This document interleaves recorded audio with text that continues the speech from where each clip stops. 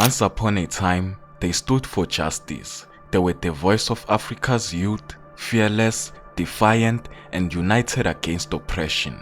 But decades later, those same movements have taken a darker path. From student activism to organized crime, from brotherhoods to blood oaths. This is the story of how noble ideals became global criminal empires.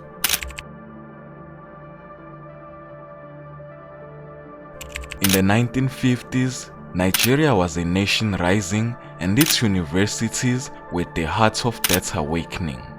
A young Wole Soyinka, who would later become a Nobel Prize winner, founded the Pirates Confraternity, a movement built on justice, unity, and resistance to oppression.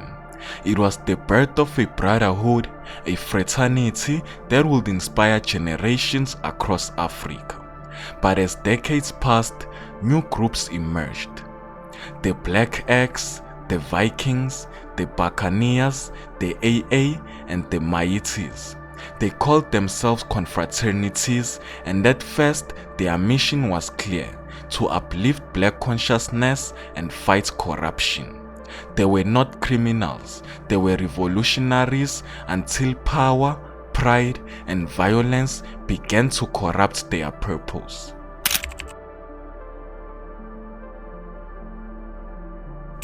During Nigeria's years of military rule, violence became the language of survival.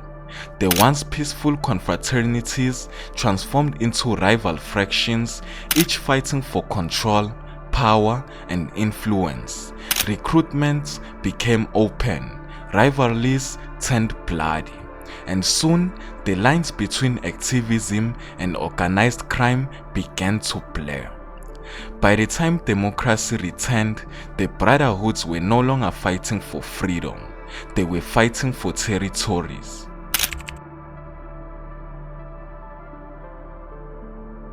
Today, those same confraternities have crossed borders and found new homes in South Africa's urban shadows. The African student movements that once championed equality have evolved into mafia-style networks embedded deep within South African society. Groups like Black Axe, once a symbol of brotherhood, are now linked to cybercrime, romance scams, business email compromises, drug trafficking, and human trafficking. In 2021, 8 members of the Black Axe were arrested in Cape Town, accused of running large-scale online scams connected to Europe and the United States. But here's the twist: the organization itself maintains a clean face. Its constitution speaks of humanitarian work and social welfare. Yet beneath that polished image lies a network of protection and power where loyalty is stronger than law.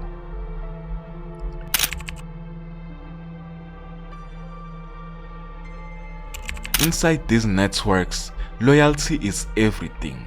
If a member faces trouble in the underworld, he can summon help, not from the police, but from his confraternity.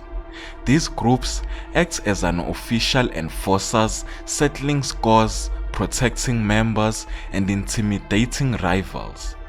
In Johannesburg, rival confraternities have clashed over money disputes, business deals, and control of territory. What began as intellectual brotherhoods have now evolved into international crime syndicates, and their reach doesn't stop there.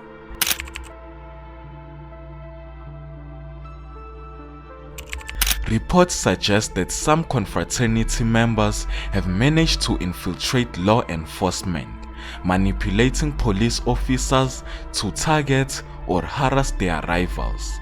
No official proof links them directly to politicians, yet their influence runs deep. Some members are wealthy businessmen, lawyers, and even public officials. This makes them hard to trace and even harder to prosecute. When a Nigerian official is arrested in South Africa, there's rarely any mention of which confraternity they belong to, which makes it nearly impossible to map the networks behind these crimes.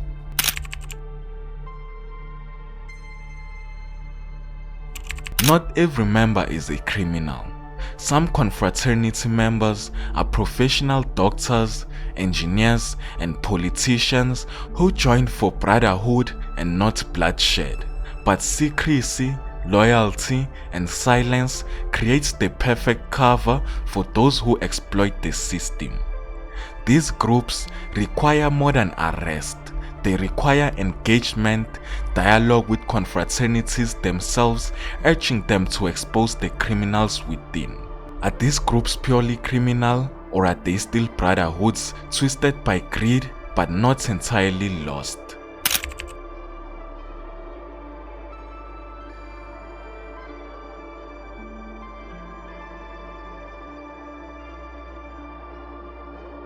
From campuses to crime scenes, from brotherhood to blood oaths, these confraternities that once fought for justice now walk a dangerous line between honor and corruption. In South Africa's underworld, the revolution still lives, but its heart beats in the shadows. The massive cleanup operation against organized crime is underway in South Africa's economic hub, Johannesburg. Authorities say they have arrested over 200 undocumented foreign nationals and confiscated a wide variety of illegal goods. The Department of Home Affairs and Private Security is spearheading this initiative. The operation was carried out by Johannesburg Metro Police Department, South African Police Services, Home Affairs and Immigration officials. Citizens were searched at random, and among those arrested are several undocumented foreign nationals and also a drug dealer. Officers also conducted raids on several buildings and businesses suspected of harboring undocumented individuals. Authorities said the drive is part of an ongoing effort to curb crime in the inner city, which has long been plagued by drug trafficking and illegal immigration. Now, another area of operation is Hillbrow in downtown Johannesburg. That is a known crime hotspot. According to police, Hillbrow ranked 20th among the top 30 police stations for contact crimes in the third quarter of 2024. The area had previously ranked 8th. Now, Johannesburg's Department of Public Safety say that it will be conducting more drug raids following intel from crime intelligence. And for more on this story, our correspondent Kelden Ongmu sends us this report from Johannesburg. Listen in. Yeah, let me know what you think of this down in the comments. My name is Jay, and this is Moment in Future, pulling you into the truth.